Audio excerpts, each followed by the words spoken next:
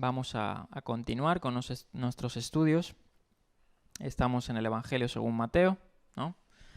Y hoy vamos a comenzar el capítulo 4. Estuvimos el sábado pasado terminando el capítulo 3, terminando con el famoso pasaje del bautismo de Jesús, ¿no? Y la voz del cielo y el descenso del Espíritu Santo, ¿no? Estuvimos comentando un poquito sobre ello. Y hoy vamos a hacer, pues vamos a adentrarnos en lo que se conoce como las tentaciones en el desierto, ¿no? Después del bautismo, ¿no? Enseguida, pues Jesús es llevado, Yeshua, al desierto, 40 días sin comer ni beber, ¿no? Y en todos esos días, al final de su ayuno, viene el tentador, ¿no? Y vamos a ver un poquito sobre esto. Bien, vamos a pasar al índice de lo que vamos a ver en este capítulo. Posiblemente hoy veamos los primeros 11 versículos, no nos dé tiempo, porque el capítulo 4 termina, ¿no?, con toda esta consagración de Yeshua y el principio de su ministerio, y ya hay un parteaguas, lo que se conoce a partir del verso 12, y comienza el ministerio de Jesús, yendo al norte, ¿no?, a la ciudad de Galilea, o a la región de Galilea más que nada, y a la ciudad de Capernaum, ¿no? Y bueno, eso lo veremos a partir del verso 12, y hoy vamos a ver pues lo que son las tentaciones en el desierto. Vamos a hablar un poquito qué es esto, ¿no? Y vamos a hablar un poquito sobre la importancia de esto también, porque siempre detrás de esto hay un mensaje, ¿no?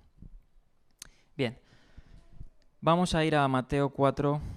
Estuvimos viendo una introducción, ¿no? Alcanzamos a ver una introducción el pasado sábado y hoy ya vamos a comenzar en el texto. Y fíjate cómo comienza el capítulo 4, y esto nos habla obviamente que el rol que iba a tener Yeshua, Jesús, ¿no?, el rol mesiánico, siempre era dictaminado por el Padre, ¿no?, dictaminado divinamente y orquestado. Él no vino a hacer su propia voluntad, ¿no? Decían, por decir así metafóricamente, ¿no?, pues él era Dios, ¿no?, encarnado, sino que él vino a cumplir la voluntad divina, ¿no? Bien. Y fíjate por qué digo esto. Porque ya las primeras palabras, ¿no?, del texto dicen, luego, ¿no?, después de ese bautismo, después de esa declaración de los cielos, ¿no?, que ya estuvimos hablando lo que implicaba esa declaración de los cielos. Este es mi Hijo amado en quien tengo complacencia, ¿no? Esa declaración de los cielos, ¿no?, era el sello que iba a llevar el Hijo amado, ¿no? Y ya estuvimos hablando que es por decir así, una combinación de varios textos de los profetas, ¿no? Y si vamos a esos textos de los profetas, nos hablan de los roles que iba a tener el Mesías, ¿no? Uno era el siervo y otro era el hijo, ¿no? Y se nos hace memoria el Salmo 2, cuando dice, mi hijo eres tú, ¿no? Y habla de la gloriosa majestad del hijo, ¿no? Y habla de que el hijo, ¿no?, cuando dice el salmista, alzaos, oh puerta, vuestras cabezas, para que entre el Rey de Gloria, el hijo es el Rey de Gloria, ¿no? Aquel en quien las Escrituras están indicando que él es pues el Rey de Gloria, ¿no? No sé, que hay por ahí una música que me pierde y me desconcentra. Si pueden apagarla. Bien, pues vamos a... ¿Y por qué decía esto? Porque fíjate cómo comienza el verso 1. Ahí lo tenéis en pantalla. Luego el Espíritu llevó a Jesús al desierto. Jesús vino a hacer la voluntad de Dios, ¿no?, a cumplir todo lo establecido desde antes de la fundación del mundo. Entonces el propósito de Dios era pasar por la prueba del desierto, ¿no? Ahora nos vendría la pregunta el por qué. ¿Por qué tenía que pasar la prueba del desierto, ¿no? Pues daremos respuesta a esto en los comentarios que vamos a estar comentando. Entonces, tenemos que tener claro que el propósito de Dios de que Jesús sea pasado por el desierto, incluso sea pasado por estas pruebas y tentaciones, ¿no? Y vamos a adentrarnos en ellas y vamos a Porque dice que llevó el espíritu al desierto de Judea. ¿Para qué? Ahí te dice el motivo. Para que el diablo lo sometiera a tentación, ¿no? O sea, ese era el propósito. Y bien, vamos a entrar a la próxima diapositiva, vamos a comentar. Obviamente esto es muy comentado, ¿no?, sobre las tentaciones. Estuvimos haciendo la introducción, el porqué, ¿no?, dando un poquito la paradoja de cómo puede ser que sea tentado, ¿no?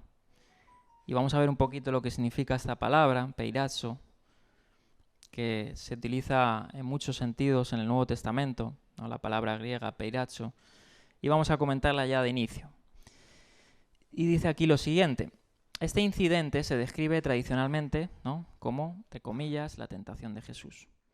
Pero la lengua española no puede representar, obviamente, la ambivalencia del verbo griego, que es el verbo que he citado, peirazo, y sus derivados.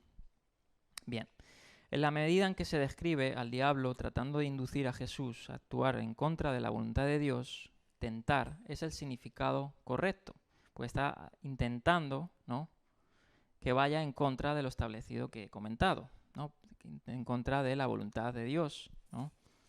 Pero el mismo verbo significa frecuentemente probar, sin connotación peyorativa. Bien. Los otros usos que se utilizan para este verbo, y en el Evangelio de Mateo en específico, porque en el Evangelio de Mateo aparece muchas veces citado este verbo, se refieren a sujetos humanos, ¿no?, en este caso una entidad espiritual que pueda ser Satanás o el diablo, ¿no?, el que se opone, sino incluso se le utiliza para personas, ¿no?, como puedan ser personas que siempre están en contra del plan divino, ¿no?, o que tratan de que Yeshua, vaya en contra del plan divino. Y ahí tenemos las citas, ¿no?, algunas de ellas, hay muchas, y este verbo se utiliza muchas veces cuando los fariseos y los saduceos, ¿no?, probando a Jesús, ¿no?, porque era el motivo, probarle, ¿no?, para ver si se equivocaba en ese sentido, pues se utiliza este verbo peirazo, ¿no? Bien, obviamente, en muchos contextos que se utiliza este verbo, obviamente la traducción correcta sería provocaciones o probar, ¿no?, o probarle, con el motivo de, o con el fin de desenmascarar, ¿no?, desenmascarar. Es decir, hacerle ver que lo que él enseña o lo que él hace es falso, ¿no? Muchas veces los fariseos trataban de hacer eso, ¿no?, probando a Jesús, ¿no?, cuando, por ejemplo, se me viene a la memoria que le dicen, bueno, ¿cuál es el mayor mandamiento de todos, ¿no?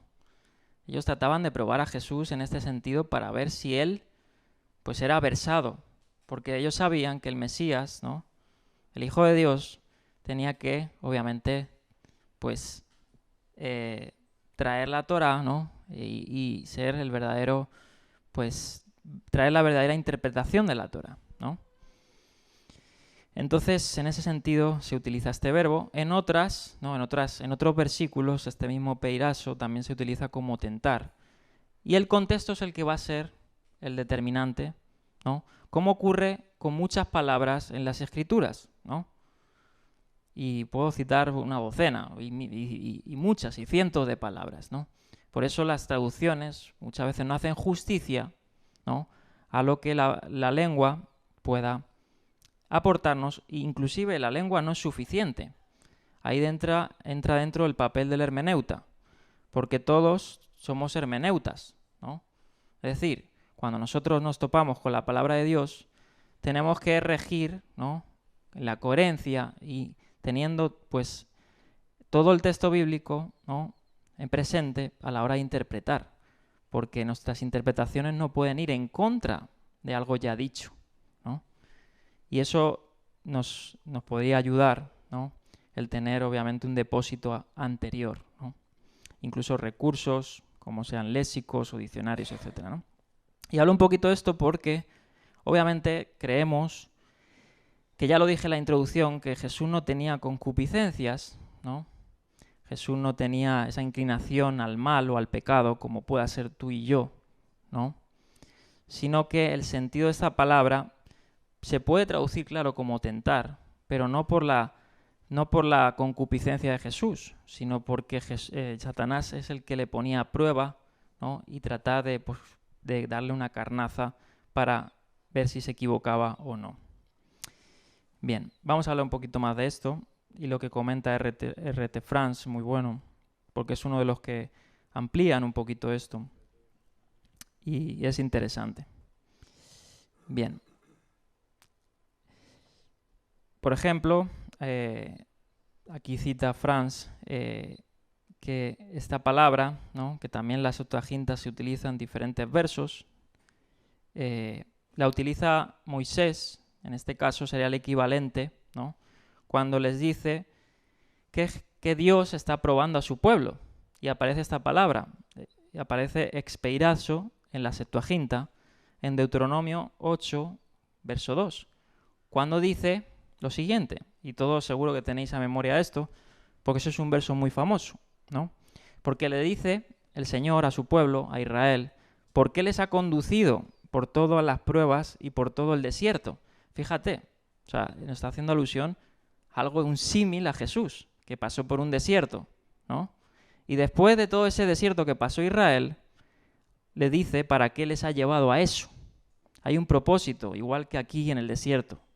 Le dice en Deuteronomio 8.2, que aparece la Septuaginta con este verbo traducido, para averiguar lo que había en vuestro corazón, le dice esto Dios a Israel, si guardaríais o no sus mandamientos, ¿no? Ese fue el propósito por el que el Señor les hizo pasar hambre en el desierto, les hizo pues pasar todas las cosas que hubo para probar, ¿no? Lo que había en el corazón del pueblo. Y obviamente el pueblo pues suspendió la tarea, pero aquí veremos como el verdadero Hijo de Dios, ¿no? Que también es el símil, porque a Israel se le llamó mi hijo, ¿no? Como vimos en los pasajes anteriores del del libro de Oseas y otros libros. Jesús es el verdadero Hijo de Dios, ¿no? Por decir así, el estándar que debía llegar todo Hijo de Dios y el pueblo de Israel, ¿no? Entonces es muy interesante, ¿no? Todo este desarrollo, ¿no? Bien. Bien, aquí algunos comentaristas obviamente han visto también una guerra espiritual, y sí es cierto. Y vamos a ver que esta guerra espiritual la tiene Jesús no solo en el desierto, porque si leemos uno de los evangelios sinópticos, como es Lucas nos amplía, ¿no? En su despedida cuando termina estas tentaciones, que Satanás se apartó, lo veremos al final, de momento, ¿no? O sea que Satanás iba a seguir probando a Yeshua, ¿no? Y vamos a ver, bueno, hay muchos pasajes, inclusive en el Evangelio de Mateo, que nos va a dar, pues, obviamente más luz a esto. Bien. Y bueno, incluso la literatura rabínica, ¿no? Se ha tomado el propósito de estas pruebas o las tentaciones, ¿no? Como la finalidad para exaltar, ¿no? La justicia del que es tentado, ¿no? Así como Israel. Pero Israel suspendió, ¿no? Obviamente dentro de la literatura judía hay muchos textos, no voy a citar, de que pues se prueban a los patriarcas, como puede ser en Génesis 22.1, la Keidá, ¿no? Cuando Dios le dice a Abraham, toma a tu hijo, tu único, ¿no? Y sacrifícalo, ¿no? Pues la literatura judía se ve la prueba, ¿no? La tentación, puede decir así, para una glorificación o para una exaltación. Bien, vamos a seguir. Entonces este verbo, que se puede utilizar como probar, puede expresar tanto el matiz de probar para lograr aprobación como el de tentar para lograr desaprobación, ¿no? Y ahí vemos algunos textos en ejemplo. He citado, pues, algunos, como puede ser el de Abraham. Aquí los tengo. Por ejemplo, vamos a leerlo. Génesis 22:1. Aconteció después de estas cosas que el Señor, ¿qué dice? Probó a Abraham. Y en la Septuaginta aparece esa palabra, speiratzen. O sea, con el sentido de, obviamente, como dice ahí, para lograr una aprobación, ¿no? Y luego, pues también puede ser con la finalidad para lograr desaprobación, ¿no? Como pone el ejemplo de 1 Corintios 7:5, que dice Pablo aquí a los corintios: no os privéis el uno al otro, excepto de común acuerdo, y por algún tiempo, para dedicaros a la oración.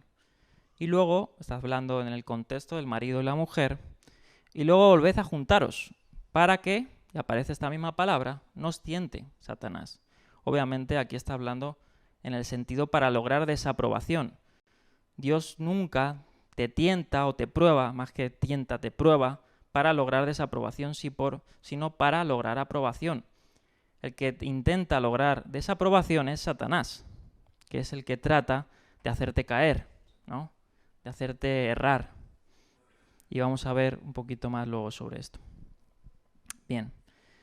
Y ambos matices son pertinentes aquí, ya que el Padre, por medio del Espíritu, lleva a Jesús a ser probado para confirmarle en su papel de hijo y siervo, como hemos visto en la declaración de los cielos. Pero el diablo tienta a Jesús para que alcance la condición mesiánica utilizando sus propias prerrogativas de forma egoísta, desobedeciendo al paradigma hijo-siervo. El objetivo del Padre es acreditar a Jesús, el del diablo es desacreditar a Jesús. Está claro que la prueba, tentación, se produce como propósito del Padre a través de la guía del Espíritu, como dice el verso 1, y esto se expresa gramaticalmente mediante el intitivo télico, que aparece ahí peristanei, ser probado.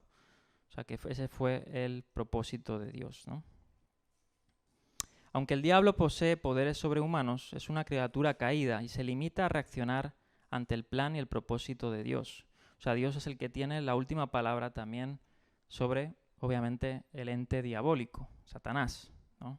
Lo vemos en el libro de Job, que sin el permiso de Dios, Satanás no podía tentar al justo Job, ¿no? O sea, ya inclusive eso nos habla, obviamente, de que la voluntad de Dios se va a cumplir, ¿no? Bien. La prueba de Jesús tiene lugar durante un ayuno de 40 días y 40 noches, que recuerda, como he dicho antes, los 40 años de peregrinación por el desierto de Israel, ¿no? Jesús vino a hacer ese antitipo, ese símil entre Israel, el Israel bíblico, el Israel que salió de Egipto, ¿no? Y el verdadero Israel al que debía de alcanzar el estatus, ¿no? Triunfando ante en medio de las pruebas y siendo luz a las naciones, ¿no? Bien, vamos a seguir. Y le llevó al desierto, dice aquí el verso 1, ¿no? Y me gustó este aporte que trajo o que trae Craig Evans en su comentario de Mateo. Y me gustó, ¿no? Porque, claro, ¿por qué en el desierto, no? Vamos a ver algunos detalles, así como curiosidad, ¿no? Craig Evans es una eminencia dentro de los eruditos. Bueno, se lo recomiendo a todos que lean de Craig Evans. Y dice lo siguiente: los lectores y oyentes de este relato en el siglo I habían pensado inmediatamente en que el desierto era un lugar peligroso, ¿no? Obviamente. Se comentaba que espíritus malignos, ¿no? Inclusive en la época, anidaban ahí o se reunían ahí, ¿no? En el desierto. Bien, en la antigüedad tardía se creía que las zonas salvajes estaban acechadas por espíritus malignos, que a menudo adoptaban la forma de animales o habitaban en ellos, como puedan ser los chacales y las serpientes venenosas. Es a esta creencia popular a la que se refiere, aquí dice Evans, ¿no? Porque Marcos 1:13 dice que cuando él fue al desierto habían bestias salvajes, ¿no? Curioso. Bien. Por ejemplo, aquí hay un ejemplo de Qumran, ¿no? Los esenios o los habitantes de Qumran hablaban sobre esto del desierto, porque ellos también se fueron, de cierta manera, a las montañas, ¿no? Cerca del desierto. dice aquí, el ángel Rafael, ¿no? Es como un texto, ¿no? Que está citando a Enoc para que veáis lo que ellos asociaban entre el desierto, ¿no? Dice, el ángel Rafael ata al demonio Azael y lo arroja al desierto. Primera de Enoc 10:4. En respuesta a la oración de Abraham, las fieras salieron del desierto y devoraron a los hombres que habían cometido asesinato. Ante el martirio, la mujer israelita declara, eso está, creo que en los Macabeos, ningún destructor del desierto me hirió, fíjate, ni la serpiente destructora y engañadora hizo botín de mi casta virginidad. La relación entre los espíritus malignos y el desierto se ilustra en uno de los textos fragmentarios del Qumran, que es lo que estaba comentando, ¿no? Que dice así, este extracto, y yo el instructor proclamo su glorioso esplendor para atemorizar y para terrificar todos los espíritus de los ángeles destructores, espíritus de los bastardos, demonios, dice Lilith, aulladores y moradores del desierto, y los que caen sobre hombres sin previo aviso, para extraviarlos de un espíritu de entendimiento y para hacer su corazón y su desolado durante el dominio actual de maldad. Bueno, ahí hay unos cortes porque se han perdido ciertos fragmentos. Pero es interesante ver, ¿no?, que el desierto es un lugar hostil, ¿no?, y que incluso en la antigüedad fue tomado como un lugar donde las tinieblas tomaban provecho, ¿no?, por decir así. Él fue a pasar esa lucha, ¿no?, a salir del examen, ¿no?, antes de comenzar su ministerio. Vamos a seguir con el verso 2. Y dice así, el verso 2 al 4. Después de ayunar 40 días y 40 noches, tuvo hambre. Me detengo ahí. Qué curioso, ¿no? Yo no sé si yo hubiera aguantado 40 días y 40 noches, ¿no? Bien, el tentador se le acercó y le propuso lo siguiente. Y fíjate cómo el tentador es sutil, ¿no? ¿Y cómo sabe el tentador que él es el Hijo de Dios? Esa sería una buena pregunta, ¿no? A ver, puede ser que lo supiera ya, inclusive antes de que naciera Jesús, ¿no? Algunos hacen esa hipótesis porque pues, en las Escrituras se puede ver en forma misteriosa, ¿no? Como dice Pablo, digo un misterio, ¿no?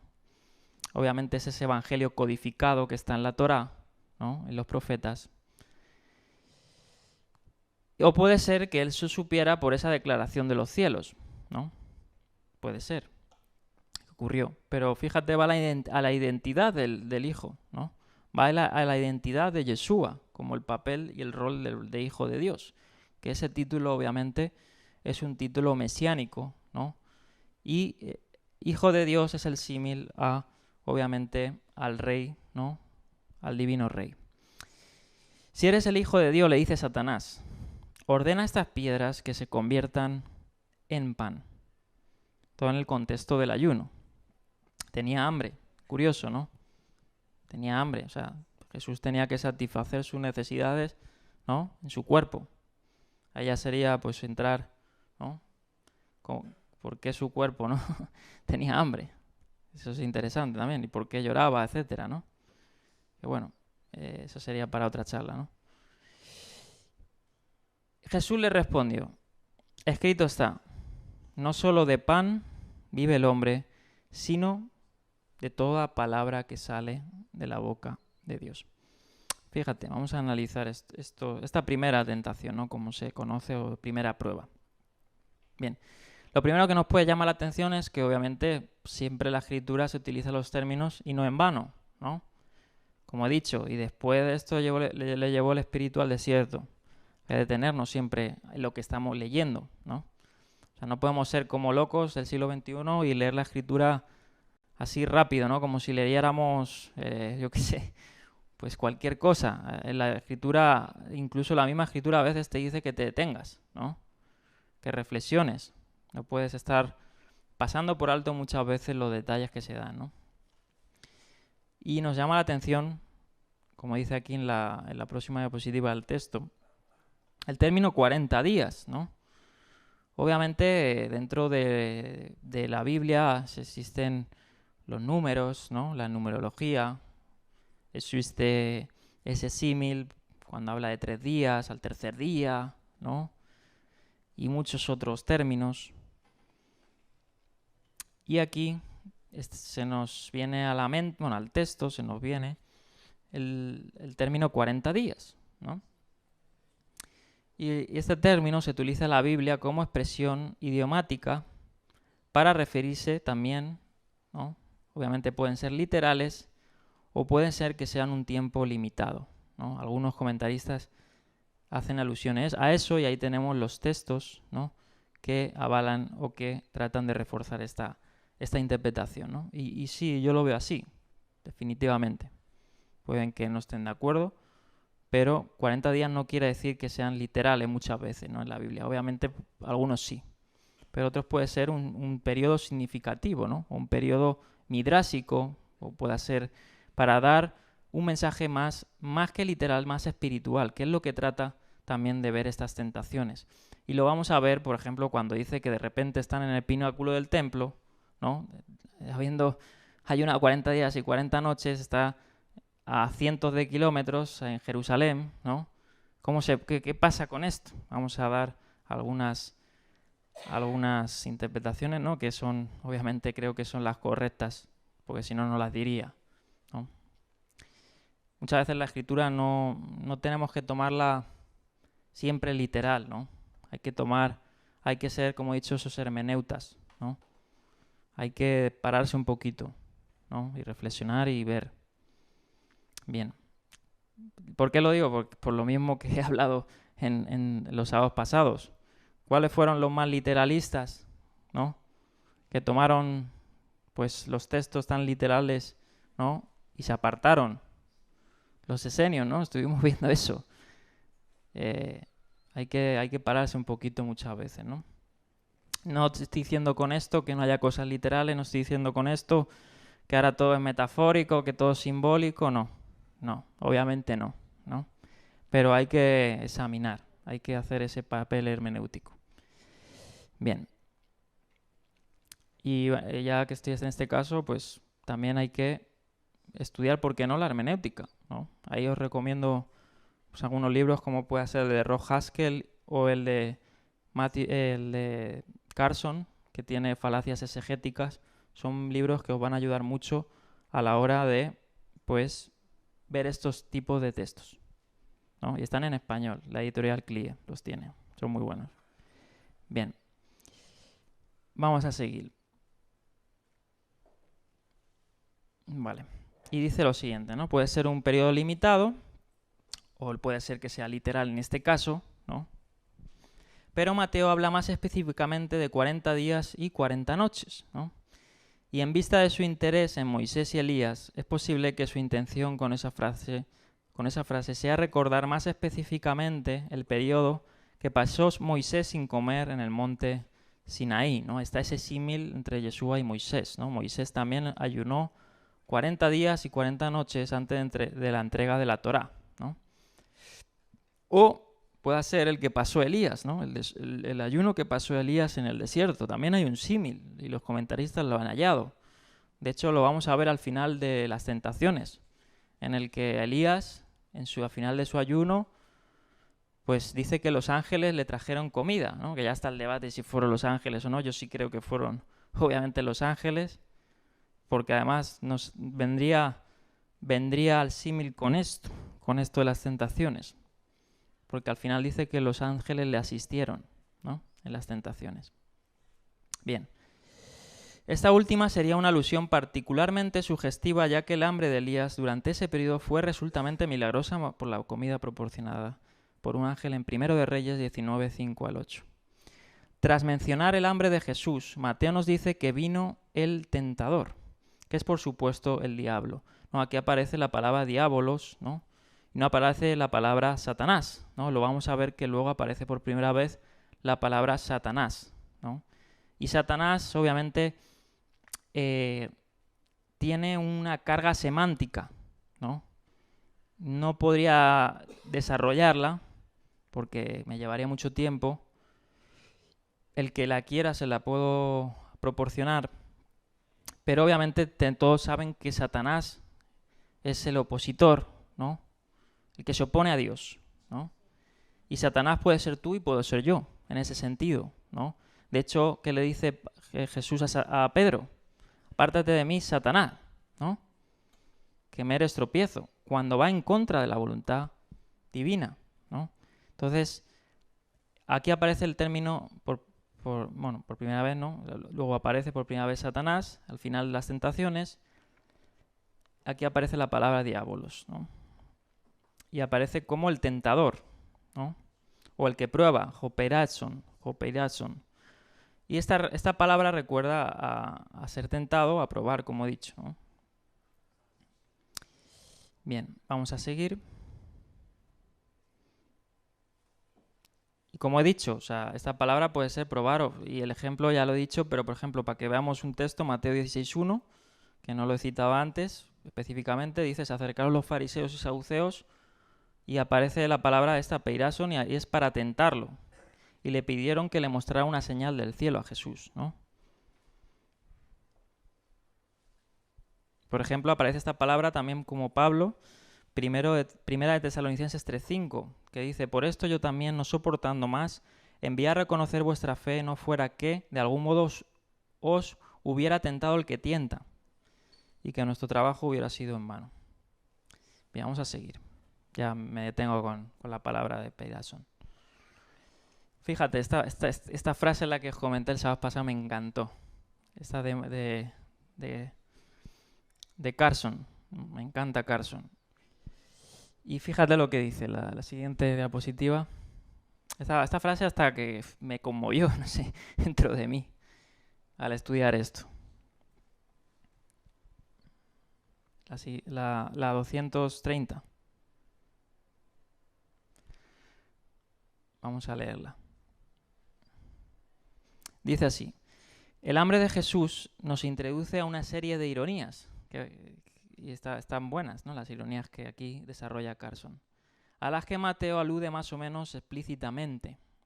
Te dice en el verso 2 que Jesús tiene hambre, pero luego más tarde en el Evangelio te dice que alimenta a otros, ¿no? Es decir, que a pesar de que tuvo hambre, él alimenta a otros. Que también se cansa, Mateo 8:24, pero ofrece descanso a los demás. Que es el rey Mesías, ¿no? Pero aún así, él mismo paga el tributo. Que le llaman diablo, ¿no? Que le llamaban diablo, en Mateo 12:22, pero expulsa a los demonios, ¿no? En esos pasajes tan famosos de, ¿por quién expulsa demonios, ¿no? ¿En nombre de quién? Muere como un pecador, pero viene a salvar a su pueblo de sus pecados. Es vendido por 30 monedas de plata, pero da su vida en rescate por muchos. No convertirá las piedras en pan para sí mismo, sino que da su propio cuerpo como pan para los hombres. Qué hermoso, ¿no? Qué hermoso. Este es nuestro Mesías, ¿no? Este es nuestro Mesías que vino como un sacerdote, ¿no? Que se rehusó, ¿no? A sí mismo, a sus deleites, ¿no? Y vino a hacer la voluntad del Padre, ¿no? Qué hermoso, ¿no? Vamos a seguir. Bien, vamos a comentar el verso 3 y 4, que le hace esta insinuación, ¿no? El tentador. Si eres el Hijo de Dios, di a estas piedras que se conviertan en pan. Claro, eso es una insinuación, como dice aquí el comentarista, en este caso Pérez Milós. Es una insinuación muy sutil, ¿no? Satanás está poniendo en tela de juicio el amor que el padre había proclamado hacia su hijo.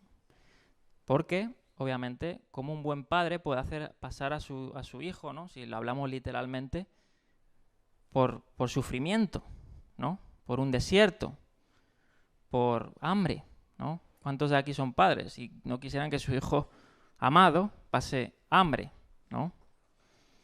Pues aquí Satanás está siendo muy sutil, ¿no? Está diciendo cómo, no directamente, ¿no? Pero indirectamente podemos extraer del texto que es muy sutil. Si realmente, ¿no?, le amaba como había dicho, si era el único hijo en esa manera, si era el amado como su unigénito, habían razones suficientes en el hambre a que lo había sometido para pensar que todas aquellas afirmaciones no fuesen verdad.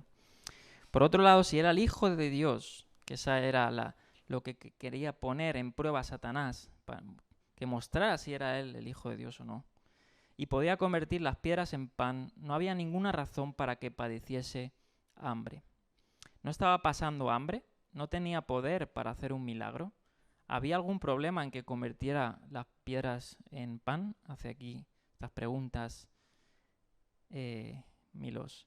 Ninguna de estas cosas era en sí imposible, y mucho menos pecaminosa. Entonces, si no había ningún problema en que Jesús satisfaciese su hambre, ¿en dónde está la tentación? Ahí entra la sutileza. La sutileza de la tentación consistía en que si Cristo estaba en el desierto, llevado por el Espíritu de Dios, el que pasara hambre era parte del propósito de Dios, ¿no? No era ir en contra o hacerlo por algún propósito, como he dicho antes, para desacreditarle. Por tanto, satisfacer sus necesidades antes del tiempo previsto era salirse de la esfera de la voluntad divina y emprender una andadura sin contar con el propósito divino para este momento, ¿no? Y la respuesta de Jesús obviamente era otra vez que él vino a cumplir, ¿no?, lo establecido. No dice así, pero dice escrito está, ¿no? Y si escrito está es porque obviamente está escrito, está establecido, está dicho, ¿no? Y él vino a cumplir la escritura y no se va a salir de ese marco, ¿no? Eso también es una enseñanza para nosotros, ¿no? A la hora de la tentación, a la hora de la prueba, ahí viene el dilema, si vamos a sucumbir, ¿no? Vamos a sucumbir a los placeres, ¿no? Porque también las tentaciones van a esos placeres, ¿no? Placer del hambre, ¿no? Por decir, los deseos de la carne, como dice Pablo. Luego le ofrece los reinos del mundo, la vanagloria de la vida, como dice Pablo, ¿no? Y otros detalles que también nosotros sucumbimos y nos pueden hacer este símil de las tentaciones, pues a la práctica nuestra, ¿no? Pero obviamente la implicación más fuerte era el título de Hijo de Dios. Eso no hay que tenerlo fuera. Me gustó esta frase, ¿no?, de William Hendrickson, y dice así: la bajeza, y esto es lo que hace Satanás con todo creyente, la bajeza del tentador consiste especialmente en esto. Primero, tienta al hombre a pecar. Luego, cuando el tentado sigue su insinuación, el tentador se convierte en acusador. Y además, después de acusarte, seguirá acusándote después inclusive que has pedido el perdón o que hayas perdonado, has sido perdonado, ¿no? Y esto es lo que hace Satanás, ¿no? Es el opositor y el acusador de los hermanos. Tiene muchos títulos en las Escrituras, ¿no? Y él está acusándote de día y de noche por lo que has hecho en el pasado, en el presente, y el futuro no, porque no lo conoce, ¿no? Eso solo lo conoce el Señor. Porque obviamente Satanás está limitado, no es todopoderoso, ¿no? Todopoderoso solo hay uno, ¿no? El que conoce el futuro, como dice la Escritura, el que era, el que es y el que ha de venir, ¿no? Bien, es una verdad muy grande, ¿no?, esto que dice Hendrickson. Bien, la misma burla, seguimos, si eres hijo de Dios, se le lanza en Mateo 27:40, ¿no?, este mismo término, en el término cuando él está clavado en el madero, ¿no? Él está en ese propósito que vino a cumplir, ¿no?, como siervo. Y en esa misma situación, el Satanás aparece de forma sutil. En este caso, podríamos decir la influencia en forma de una persona, ¿no? Y fíjate, eso está en Mateo 27:40. Y dice así, diciendo, ¿no? Esto es uno de los que estaban ahí, diciendo, pues obviamente, insultos. ¿Para qué? Para que se cumpliese la Escritura, ¿no? Que él iba a ser blasfemado, vituperado. Y esta persona dijo, el que derriba el santuario y en 3 días lo edifica. Si eres hijo de Dios, como dijo Satanás en esta tentación, sálvate a ti mismo y baja de la cruz. Y este es el mismo Satanás el que lo dice, ¿no? Esto no es una persona. Yo lo veo así. Porque Satanás lo que trataba era, obviamente, que no cumpliera su propósito, ¿no?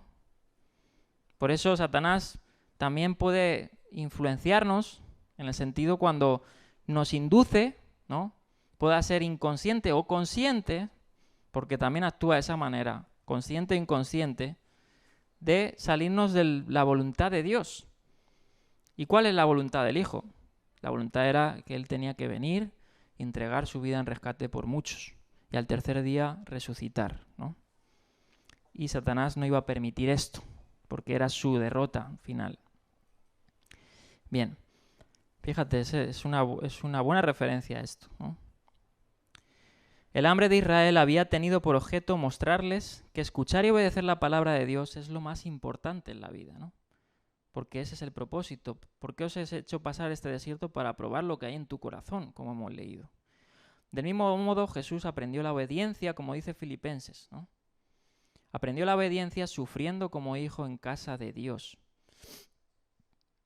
Más necesaria que el pan era para Jesús la obediencia a la palabra divina. A la luz de estos paralelismos debemos concluir que el objetivo de Satanás era tentar a Jesús a usar poderes que les correspondían por derecho, pero que habían abandonado voluntariamente para llevar a cabo la misión divina. Reclamarlos para sí sería negar el anonadamiento implícito en su misión y en la voluntad del Padre. Y eso es lo que vino, ¿no? Fíjate lo que dice la carta a los Hebreos, capítulo 3, 5 al 6. Dice, y Moisés en verdad fue fiel sobre toda la casa como siervo para testimonio de las cosas que se habían de decir, pero el Mesías como hijo sobre su casa, la cual casa somos nosotros, ¿no? Tú y yo, si nos aferramos a la confianza y a gloriarnos en la esperanza. Y sigue diciendo, quien en los días de su carne, habiendo ofrecido ruegos y súplicas con gran clamor y lágrimas, al que podía rescatarlo de la muerte, fue oído a causa de su sumisión. Y aunque era hijo, por lo que padeció, aprendió la obediencia. Ese es el propósito, ¿no? También mostrarnos a nosotros de que las pruebas, las tentaciones, es para probar, como dice, lo que hay en nuestro corazón. Si vienen de parte de Dios, pero si vienen de parte de Satanás es para, obviamente, hacernos caer, ¿no? Bien, Israel exigió su pan, ¿no? Lo vemos, Israel fracasó, ¿no? Exigió su pan, pero murió en el desierto, ¿no? Qué bonita declaración esta, ¿no? Israel exigía, obviamente, su comodidad, ¿no? No entendía, pero gran parte de esa generación murió, pereció, ¿no? Como ya sabemos. Sin embargo, Jesús se negó a sí mismo el pan y conservó su justicia y vivió sometido fielmente a la palabra de Dios. Bien, vamos a seguir. La primera respuesta de Jesús consiste únicamente en una cita de la Septuaginta, en Deuteronomio 8.3. No se necesita más argumento, como explica la primera parte de Deuteronomio 8.3. Su respuesta fue esa, ¿no? De toda la palabra que sale de la boca de Dios. El hambre de Israel había formado parte del proceso educativo diseñado por Dios, como hemos dicho. Solo después de haber experimentado el hambre fueron alimentados, en el momento oportuno de Dios y no a su conveniencia. Así se les enseñaba que hay cosas más importantes en la vida, ¿no? Obviamente siempre hay una enseñanza después de las pruebas, porque Dios no te va a probar por capricho. Dios es para educarte, es para enseñarte, ¿no? Cuando tú pasas una aflicción, póngale que lo traigo a este día. Económicamente no puedes, estás apretado, ¿no? Dios lo que quiere también enseñarte con eso es que Él es el proveedor. Y a pesar de que puedas tener limitancias físicas, ¿no? Seguramente encuentres en todo esto que al final Él te provee, porque lo hemos visto. Además, su palabra lo dice, que no hay justo que mendigue pan, ¿no? Es decir, que necesitamos una confianza en la prueba también, ¿no? Y nos enseña eso. Bien. Entonces, esto nos enseña eso, ¿no? Que hay cosas más importantes en la vida, y especialmente en el pueblo de Dios, que las cosas materiales, ¿no? El Evangelio dice eso. Dice, hay aquellos de que tratan de ganar al mundo, ¿no? Y van a perder su vida, su alma, ¿no? El contraste entre el pan y toda palabra que sale de la boca de Dios es, por supuesto, paradójico. La palabra de Dios no llena el estómago, ¿no? Literalmente, obviamente. Pero se trata de una cuestión de darle una prioridad, ¿no? Obviamente la prioridad es, la enseñanza es que lo que más te vas a llevar es, pues, las cosas eternas, ¿no? Obviamente Jesús nos está diciendo que no comas, ¿no? Al revés, es que es necesario, ¿no? Pero que no le des la prioridad a eso antes que la voluntad de Dios, ¿no? Porque la voluntad de Dios es que comas, ¿no? También. La obediencia a la voluntad de Dios tiene prioridad sobre la autogratificación, inclusive sobre la provisión aparentemente esencial de la comida. Dios proporcionará la comida cuando esté preparado, como de hecho hará en este caso.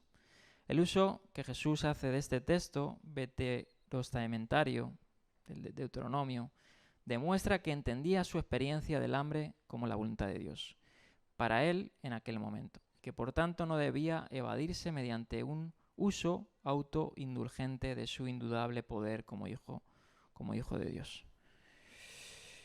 Bien. Vamos a seguir. Vamos a leer los versos 5 y 7. Ya hemos visto la primera tentación con la premisa si eres hijo de Dios. Eso es lo más importante. Dice, luego el diablo lo llevó, fíjate, o sea, está aquí es donde quiero ir al punto, ¿no? Porque es el diablo el que lo lleva, ¿no? ¿Cómo es esto? ¿Cómo es esto? Él está en el desierto de Judea, ¿no?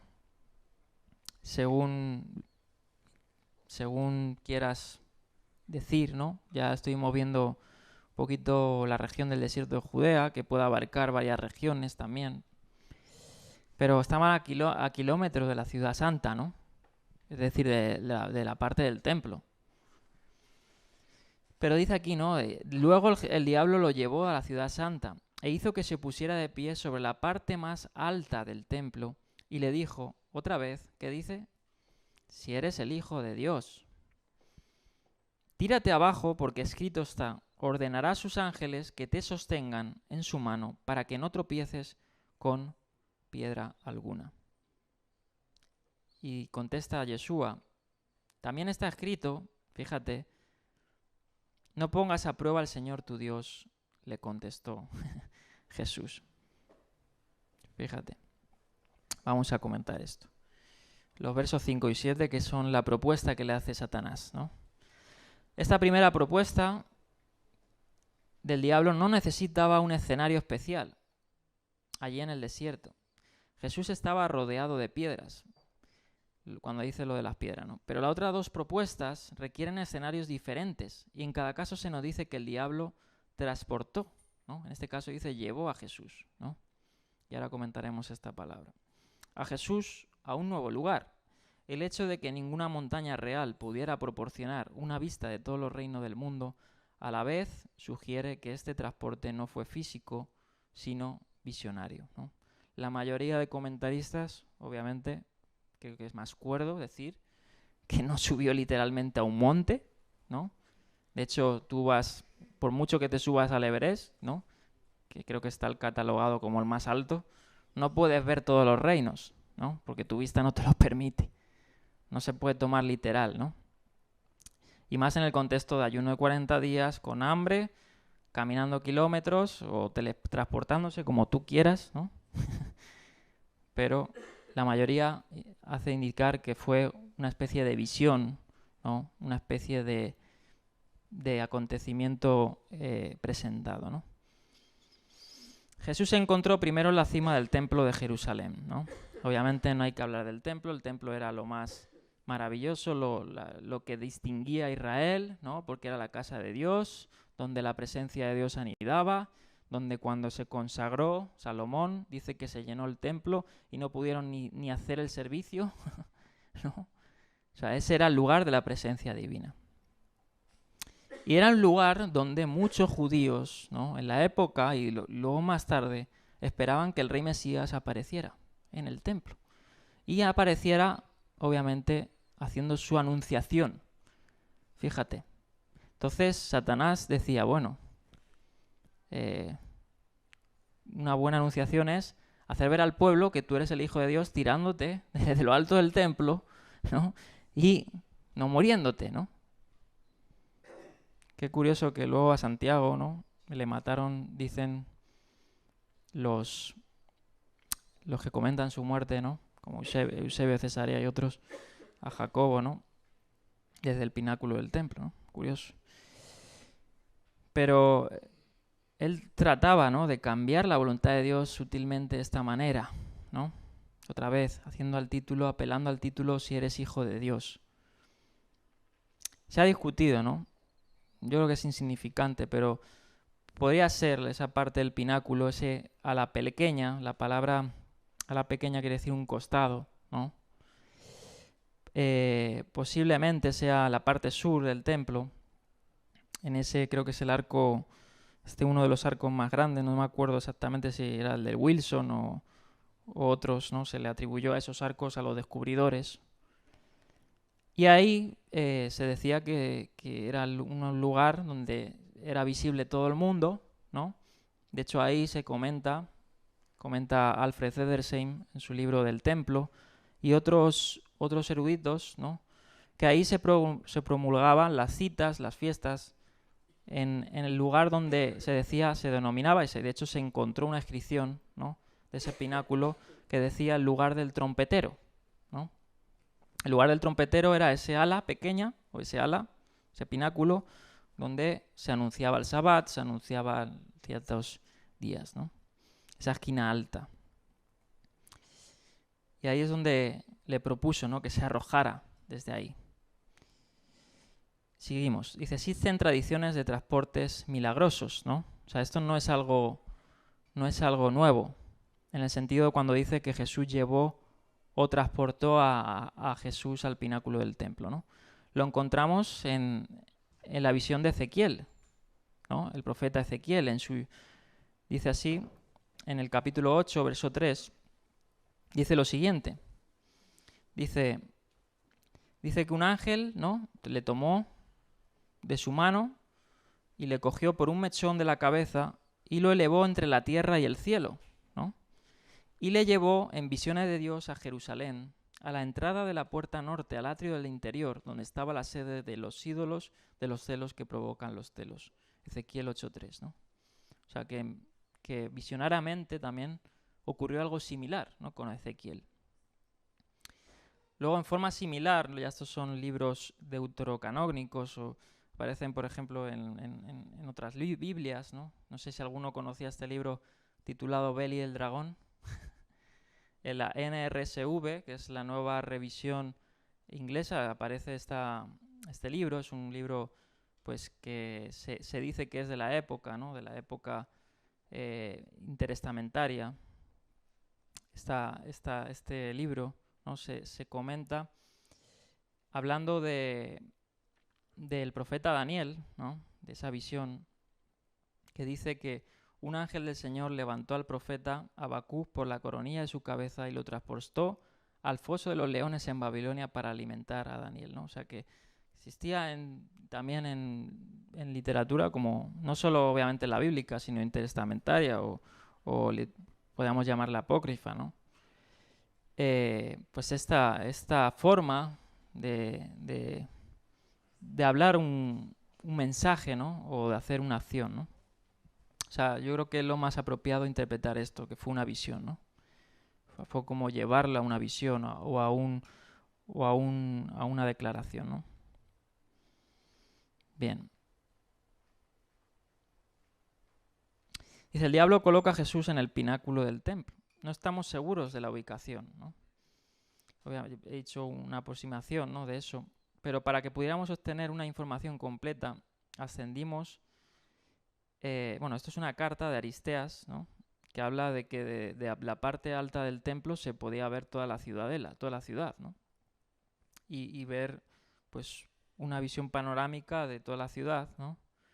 Y que era un lugar muy alto, ¿no? De hecho, Josefo habla en su libro, ¿no? Uno de sus libros, ahí está un poco más abajo, no sé si se ve, sí, en Antigüedades, que desde el propio pináculo del templo se podía ver, si tú mirabas para abajo, ¿no? Podías hasta tener un vértigo, ¿no? Podías tener mucho vértigo porque a lo mejor eran 70 metros, no sé, es una estructura. El templo de Herodes era una maravilla en ese sentido, ¿no? Era enorme. Y de hecho en la parte sur tiene más sentido porque si vos vais a la topografía de Jerusalén, descendía la ciudad de David, ¿no? La escalinata de la ciudad de David, ¿no? hasta el estanque de Siloé. Y eso era una cuesta. Entonces desde esa parte sur podía verse una panorámica, ¿no? Posible que le llevó ahí, ¿no? A esa parte sur, posiblemente. Pero bueno, ya son detalles que tampoco son tan importantes. Y Satanás cita el Salmo 91:11, porque él cita la Escritura, fíjate.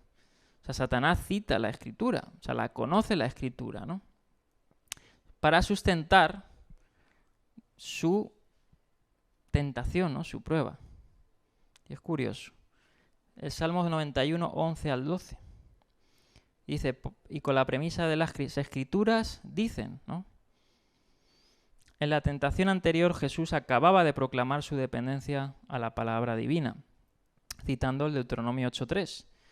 Ahora Satanás cambia su plan, ¿no? Su forma sutil, y cita el Salmo 91 contrarrestando ese argumento de Dios, de Jesús, ¿no? Escrito está, no solo de pan vivirá el hombre. Y en ese salmo se habla de la seguridad de los que dependen del Señor, ¿no? De aquellos que dependen del Señor, que el Señor los va a salvaguardar, ¿no? Si leéis el Salmo 91 habla sobre eso. Jesús contrarresta ese uso tergiversado, porque eso es lo que hace Satanás, tergiversa las Escrituras, ¿no? Por eso luego Pablo más tardemente en sus cartas hablan de aquellos que con vanas sutilezas tergiversan la verdad, ¿no? Y son lobos vestidos de ovejas, ¿no? Y hay que tener mucho cuidado con aquellos que tergiversan la verdad. Por eso es importante estudiar. No solo los que enseñan, ¿no? Sino los que reciben la enseñanza. Porque no podemos ser como el pelícano, ¿no? Que abre su boca y todo lo que le echen lo acumula y se lo traga. Tenemos que ser, pues, como se me viene a la mente, como los ratones, ¿no? Como los hámster. No sé si habéis visto a un hámster que se mete la comida aquí, pero lo va royendo así poquito a poco ahí. Aunque se lo traga todo. Pero en este caso, acumular, ¿no? Recibirlo y lo que no sea escupirlo, ¿no? Escupirlo, porque hay que tener mucho cuidado, ¿no? Y Satanás tergiversa la palabra de Dios, o sea, que conoce su palabra, ¿no? Y él te va a acusar inclusive con la palabra de Dios, ¿no? Él te va a acusar diciendo has fallado en este punto, porque en este punto escrito está, y tú has fallado, ¿no? Por eso esa frase de Hendriksen es una verdad inamovible, ¿no? Él incluso te acusa cuando ya has sido perdonado. Y esa es su función. Y de día y de noche, dice la Escritura. Satanás tienta a Jesús para que saque provecho de su condición mesiánica única, como una forma de salir del peligro mortal autoinducido. Tal vez como un truco para atraer a las masas. Algunos han dado esa posibilidad, aunque si es una visión sería un poco difícil. Pero como Jesús recibe la aprobación del Padre al servir como hijo obediente, el salto propuesto desde el pináculo del templo no equivaldría a confiar en Dios, sino ponerlo a prueba. Una vez más, Jesús recapitula un acontecimiento de la historia de Israel, pero con mejores resultados. No utilizó su condición de hijo amado para saciar su hambre. Y ahora no pondrá a Dios a prueba como hizo Israel. Bien, vamos a seguir. Satanás responde a Jesús con su propia cita de las Escrituras. Después de todo, en la primera tentación Jesús dijo que uno vive de toda la palabra que sale de la boca de Dios. Así que el diablo lo ha tomado literalmente esto, pero tergiversando, ¿no? Una de las palabras de la boca de Dios es su garantía de que sus ángeles protegerán a su pueblo. porque Jesús es el Hijo de Dios, pueda arrojarse desde el pináculo del templo sin miedo, sabiendo que Dios le protegerá con sus ángeles. Satanás ha citado este salmo, el 91, que era un pasaje apropiado para este contexto. Pues en la antigüedad tardía se entendía que el Salmo 91 proporcionaba seguridad y ayuda contra los demonios. Algunos tomaron los salmos, ¿no?, algunos judíos, como un amuleto, ¿no?, como si recitaban los salmos tenían poderes salvíficos, ¿no? Y sí es cierto que la palabra de Dios tiene poder, ¿no?, pero no hay que tomar la palabra de Dios como un amuleto, ¿no? Obviamente hay que implorar a lo dicho por Dios, ¿no?, que Él nos va a salvaguardar de la prueba, pero no como una garantía de decir, bueno, como Él me va a salvaguardar de la prueba, me va a meter en la prueba. No voy a ser así. Y el Salmo 91.5 dice, no temerás al terror de la noche. Y fíjate que en algunos Targumim, bueno, en este caso no Targumim, perdón, en textos del Qumran que se encontraron, papiros de los Salmos, lo agenciaron a los demonios, ¿no?, el terror de la noche. No temerás al terror de la noche ni a la flecha que vuele de día.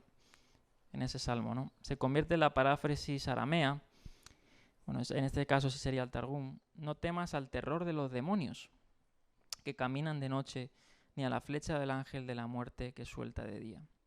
O la pestilencia, dice el verso 6, que acecha en la oscuridad, o a la destrucción que asola el mediodía. Y en el verso 6, en la paráfrasis aramea, dice de la muerte que camina en la oscuridad, de la banda de demonios que ataca al mediodía. Y finalmente, en el verso 10, ningún mal te sobrevenga, ni azote se acerque a tu tienda. En la paráfrasis aramea dice, ningún mal te sobrevenga, ni plaga ni demonio se acerque a tus tiendas. Bien. Y lo que quería decir del Qumran, que lo he mezclado porque esto era el Targum, lo que llevaron al Qumran en los salmos es que tomaron estos salmos como una especie de exorcismo también. Y si vais a esos, en los textos del Qumran, entre el Salmo 91, antes del Salmo 91 hay 3 salmos que ellos añaden, que no están canonizados, que no están en el canon de la Escritura, que tienen que ver con el exorcismo de los demonios. Eso dice Craig Evans. Bien, vamos a seguir. Y ya terminamos con este punto. Muchos comentaristas han interpretado el desafío de saltar desde el templo como una tentación mesiánica. El diablo pide a Jesús que realice un milagro público espectacular, ¿no?, que dé una señal al pueblo y revele así su identidad a Israel, que es mucho lo que los judíos trataban de hacer con Jesús, ¿no? Muchos trataban de hacer, bueno, a ver, demuéstranos, ¿no?, que eres el Hijo de Dios. Y muchas veces Jesús cuando hacían esa premisa, es decir, ir en contra de la voluntad de Dios, Jesús no lo hacía, porque Él no necesitaba demostrar que era el Hijo de Dios porque obedeciendo a un hombre, ¿no?, y haciendo algo que un hombre le dijera, sino Él como no se salía del marco divino, ¿no? Pablo dice que los judíos piden señales y los griegos buscan la sabiduría, ¿no? Y fíjate, en textos posteriores luego, que es lo que comenté anteriormente, la Pesictá de Rabatí, que es un texto posterior, hablaban de que el Mesías se manifestaría en el templo, en el pináculo del templo, ¿no? Que posiblemente no, obviamente es más tardío, ¿no?, pero que se pondría de pie sobre este pináculo y declararía que es el Mesías, ¿no? Bien, vamos a seguir, vamos a leer los textos próximos y terminamos porque ya con esto suficiente, del 8 al 11. Y dice así, ya está la tercera tentación, ¿no? Verso 8. De nuevo lo tentó el diablo, llevándolo a una montaña muy alta, y le mostró todos los reinos del mundo y su esplendor. Y dice así, todo esto te daré si te postras y me adoras, ¿no? Ya esto es más descarado, ¿no? Y fíjate que dice aquí ya, cuando dice esto, ¿no? Vete, Satanás, le dijo Jesús, porque escrito está, adora al Señor tu Dios y sírvele solamente a Él. Entonces el diablo lo dejó y unos ángeles acudieron a servirle. Bien. Siguiente, dice, desde el punto de vista el diablo muestra a Jesús todos los reinos de la tierra. La palabra significa, ¿no? Esta palabra específica, reinos, tiene la carga de territorios gobernados. No quiere decir literalmente de todos los países, ¿no? O todo el mundo conocido, ¿no? Puede ser un imperio, puede ser una jerarquía, ¿no? Pero aquí se hace hincapié en el territorio, dice, más que en el método de gobierno. Es decir, lo que Satanás le estaba ofreciendo a Jesús, ¿no? Era obviamente poder, ¿no? Era una posición poderosa en el que pudiera regir, ¿no? Que es lo que muchos judíos esperaban del Mesías, ¿no? El Mesías subyugaría a los reinos de la tierra, ¿no? Pero obviamente ese no era su papel en ese momento. No era ese espacio que tenía que ser, ¿no? Luego sí que, si leéis el Salmo 2, te lo dice, ¿no? Que todos los reinos se van a postrar, ¿no? Los poderosos, dice, de la tierra se van a postrar, pero no en este mismo instante, ¿no? Él no vino en este momento a cumplir esta profecía. Satanás le ofreció eso. Es decir, salirse de la orquesta divina. El mundo hace que la expresión sea lo más extensa posible y el esplendor resalta el atractivo de esos reinos en su máxima expresión. El hecho de que no exista una montaña desde la que puede verse literalmente todo el mundo favorece la opinión de que el tentador presenta todo esto en la mente de Jesús. Así puede entenderse la expresión del segundo evangelio cuando dice le mostró en un momento. Es decir, que fue acto seguido de la otra tentación. Esto es, hizo discurrir delante de él una visión panorámica de los reinos del mundo. Satanás le presenta esta perspectiva de un imperio poderoso que abarcará el mundo entero, ¿no? Teniendo en cuenta pues, que en ese momento el imperio gobernador era Roma, ¿no? Era, pues, y Jesús no vino a eso, ¿no? No vino a formar un imperio. Fíjate, me gusta esta frase final. Muchos que profesan seguir a Cristo, a Jesús, a Yeshua, han comprado sus propios imperios, entre comillas, a costa de la aceptación del mal. Qué verdad, ¿no? Muchos han sucumbido ante cosas malas, ¿no? O a la voluntad de Dios por poder, ¿no? Por un estatus. Seguimos. Entender esta tercera tentación exige conocer el alcance del ministerio mesiánico de Jesucristo. Él vino, dice, a entregar su vida en rescate por muchos. Es decir, un propósito soteriológico, ¿no? Salvífico. Pero también con el propósito de establecer el reino de los cielos entre los hombres, ¿no? Y el reino de los cielos no es en el término que va a ser en su segunda venida, ¿no? Cuando establezca el reino de Dios en la tierra. Sino el reino de los cielos obviamente era la predicación del Evangelio y la salvación, ¿no? Que era lo primero que trata de hacer Dios con nosotros, ¿no? No es regir, porque Él rige, pero es salvar primeramente, ¿no? Satanás conocía el testimonio, ¿no? Como hemos dicho anteriormente, del bautismo, este es mi Hijo amado. Si Jesús era realmente el Hijo amado, quiere decir que era quien debía o habían de cumplirse las promesas mesiánicas para el reino de los cielos. Por otro lado, el tentador conocía la posición que ocupaba en relación con los reinos del mundo. Dios había creado al hombre, ¿para qué? ¿Cuál fue el propósito de Dios al crear al hombre?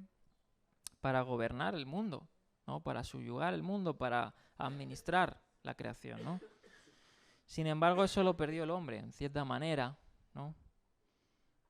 Cuando pecó, ¿no? Esa autoridad que le fue dada, ¿no? Porque luego más tarde dice que eso fue, que Satanás es uno de los que rige, o sea, lo dice el Evangelio. Ahora leeré los textos que los tengo por aquí. Entonces, Dios creó al hombre con ese propósito, para sojuzgar la tierra, ¿no? Y como consecuencia, sucumbir a la tentación y postrer estado, la caída. Los reinos del mundo, es decir, la esfera de autoridad, pasó o fue trasladada no como un derecho a Satanás, sino viéndola como una victoria de Satanás venciendo la voluntad humana, ¿no? No divina, porque el derecho fue dado al hombre, no a Satanás. El dominio universal, próxima diapositiva, sobre todos los pueblos es un tema de algunas esperanzas veterotestamentarias para el pueblo de Dios y su Mesías, ¿no? Daniel 7:13 dice, hablando del Hijo del Hombre, en esa visión nocturna vi que alguien con aspecto humano venía entre las nubes del cielo. Se acercó al venerable anciano y fue llevado a su presencia. Y dice que se le dio autoridad, poder y majestad, y todos los pueblos y naciones y lenguas lo adoran. Su dominio es un dominio eterno que no pasará y su reino jamás será destruido, ¿no? O sea, que esa era la herencia del Mesías, ¿no? Eso era, obviamente, el derecho que tenía el Mesías. Pero él no vino a ejercer ese derecho sin antes ir al madero, sin antes ir a la cruz, ¿no? El cambio de tono se manifiesta por la omisión, esta vez si eres hijo de Dios, que habría estado en flagrante contradicción con esta propuesta de abandonar la lealtad de Jesús a Dios. Si eso era el propósito, ¿no? Cuando finalmente Jesús pueda afirmar en otra montaña, más tarde, que toda autoridad me ha sido dada, eso está en Mateo 28, ¿no? Cuando habla a sus apóstoles, ¿no? Y asciende a los cielos, en ese monte de la ascensión, ¿no? Como se conoce. Jesús se acerca a los discípulos y les dice, toda autoridad me ha sido entregada en los cielos y en las tierras, ¿no? Sin embargo, él no ejerció la autoridad en ese momento, ¿no? Porque él podía, por poder podía, ¿no? Pero es como la premisa falsa que declaran los ateos, ¿no? No sé si alguno la ha escuchado. La paradoja, ¿no? Que dicen, si Dios es todopoderoso, puede hacer una piedra puede hacer una piedra que él mismo no pueda levantar. ¿No? Eso es una premisa que parte de una verdad falsa, ¿no? Dios no puede contradecirse a sí mismo. No puede, a veces ser todopoderoso, ir en contra de su voluntad, ¿no? De la misma forma pasa con Jesús. Jesús no puede ir en contra de la voluntad divina, aunque tenga la potestad, ¿no? En este caso, como dice Mateo 28, ¿no? Su voluntad era sufrir en obediencia al propósito de Dios, ¿no? Bien. Ya vamos a ir concluyendo. Me quedan unas pocas. 3 en este caso. Entonces Mateo marca un clímax cuando Jesús habla por última vez en el relato, utilizando el término entonces, y un presente histórico diciendo, ¿no? O dice.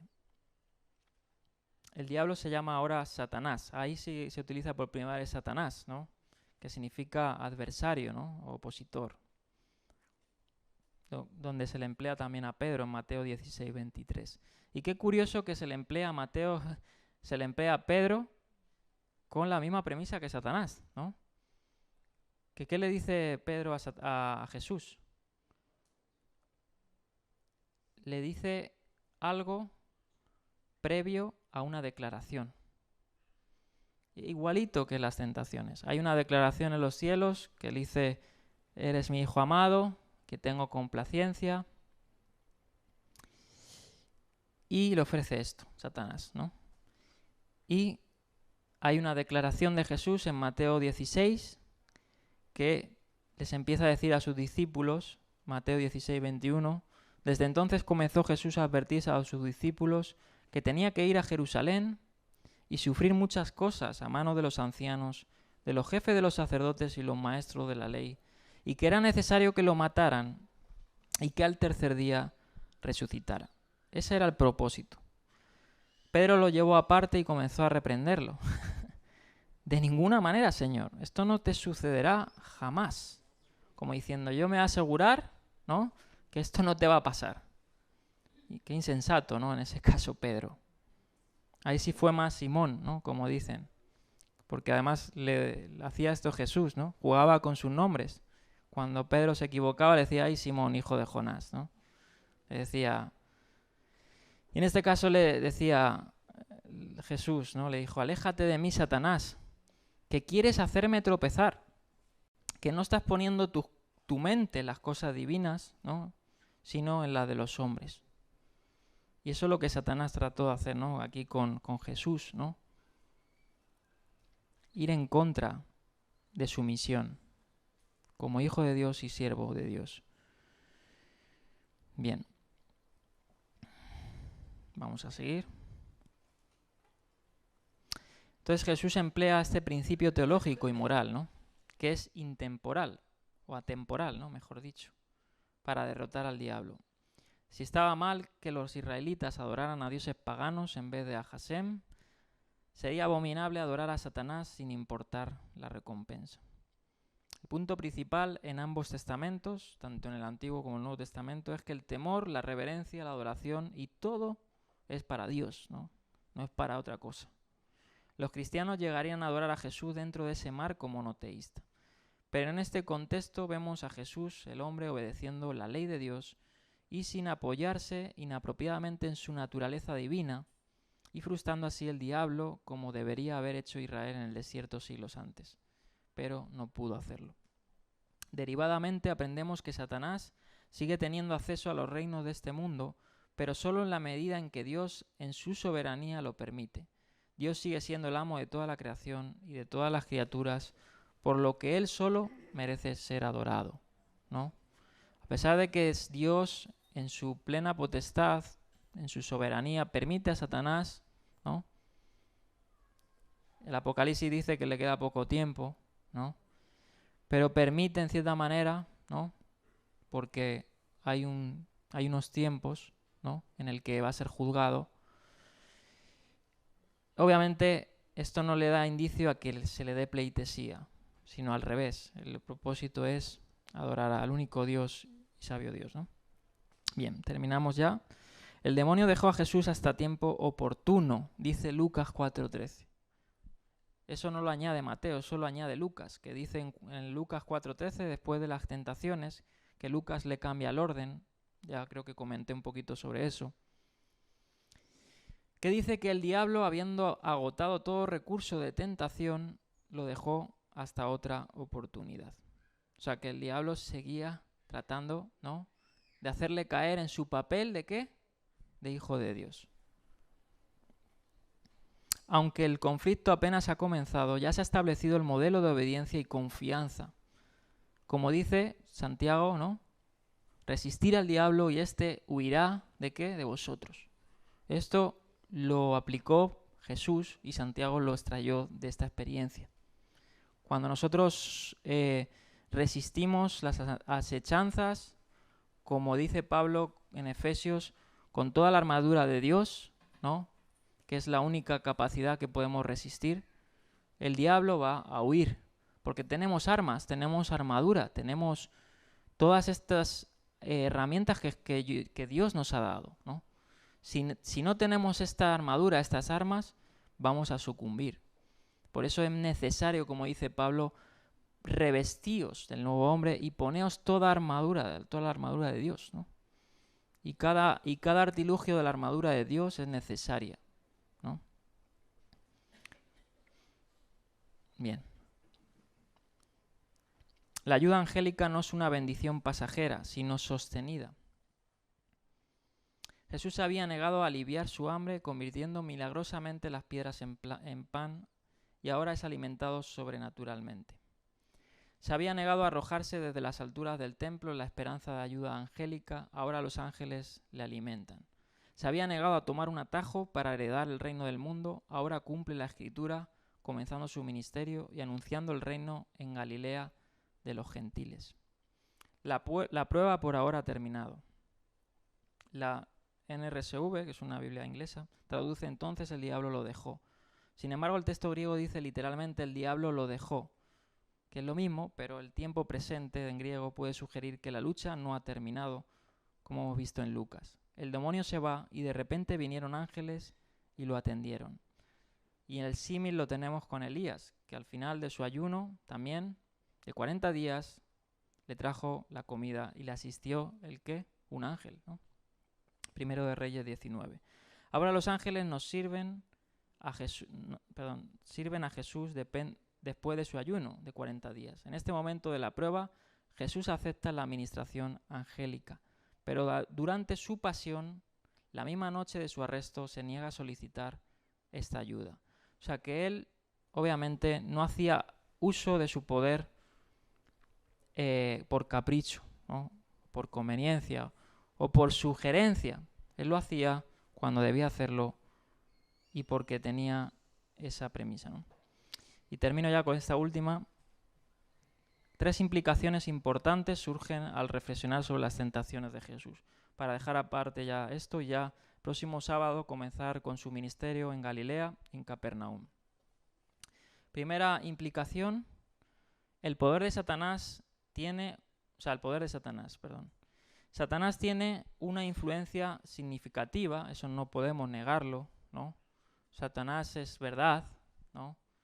De hecho, los evangelios nos lo dicen, pese a que algunos judíos tratan de decir que no, que Satanás es tu inclinación al mal, o que es, ¿no? Alguna rama judía dice eso, y no personifican tanto a Satanás, pero Satanás es un ente espiritual que está en contra de nosotros, dice el Evangelio, y que tiene una influencia si le damos abertura, ¿no?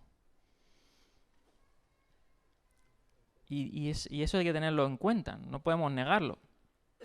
Pero tenemos que tener en cuenta que su influencia es limitada.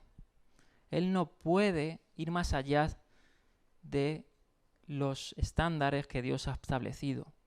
Es decir, si tú no le das esa abertura, ¿no? Como no se la dio Yeshua, ¿no? Si no le das esa abertura, él no va a poder pasar de ahí, ¿no? Eso es una promesa también. ¿Quién le dio la apertura a Satanás en los evangelios? Judas, que dice que Judas dejó entrar a Satanás, ¿no? O sea, se personificó, por decir así, en Judas, ¿no? Al entregar al Hijo del Hombre. Entonces nosotros no tenemos que darle esa garantía a Satanás para poder entrar. Pero no hay que, como dice en otra parte Pedro, desestimar sus artilugios, ¿no? Porque él tiene una influencia y la sigue teniendo, y entre los creyentes la sigue teniendo, y además lo hemos visto, ¿no? En lo largo de la historia de esta congregación, que Satanás ha tratado de poner tropiezo, ¿no? y quebrar y dividir, ¿no? Porque eso viene. Segunda implicación, el poder que tienen las Escrituras, ¿no? Las Escrituras son el arma, dice la Escritura, que es una espada de doble filo. O sea, es un arma con la que podemos derrotar a Satanás. Los engaños implican la tergiversación de la realidad, por lo que el antídoto proviene de la verdad de las Escrituras, ¿no? El engaño es tergiversar la verdad. Y Spurgeon decía, ¿no?, que tenemos parafraseando esa frase tan famosa, que la sutileza está en nosotros tener ese dominio en la Escritura para ver las tergiversaciones y las sutilezas, porque muchas veces los engaños y las caídas vienen por eso, ¿no? Por la sutileza de Satanás, inclusive con las Escrituras, como trata de hacer aquí, ¿no? No recuerdo exactamente esa frase, pero luego la puedo pasar al grupo. Y por último, la última implicación, y con esto ya termino, el poder que tiene obviamente Dios, el Espíritu, ¿no? Pues Jesús fue guiado por el Espíritu, revestido, como dice que él fue bautizado en el Espíritu, ¿no? Y con esto fue tentado, ¿no? Probado. Obviamente salió victorioso, ¿no? Jesús fue guiado y fortalecido por el Espíritu en sus tentaciones. Nunca estuvo solo en su lucha, ni siquiera en los momentos más difíciles. Jesús se apoyó en el poder del Espíritu para resistir las tentaciones de Satanás. Y a lo largo de su vida Jesús da el ejemplo definitivo de cómo nosotros, a día de hoy, podemos vencer las tentaciones que se nos presenten. Resistir al demonio con el poder del Espíritu y guiados por la palabra para cumplir toda la voluntad divina, ¿no? No está en nosotros tampoco esto, sino está también, depende de ese poder, ¿no? De lo alto. Y es ese poder el que nos hace ser triunfantes, ¿no? Como dice Romanos capítulo 8, el que anda en el Espíritu, ¿no? Pues es guiado el que es guiado por el Espíritu va a hacer su voluntad, ¿no? Obviamente. Bueno, pues vamos a terminarlo aquí. Esta sección de las tentaciones. Y como he dicho, a partir del 12 ya toma el rumbo del ministerio de Jesús y centrándose en esa región de Galilea, ¿no?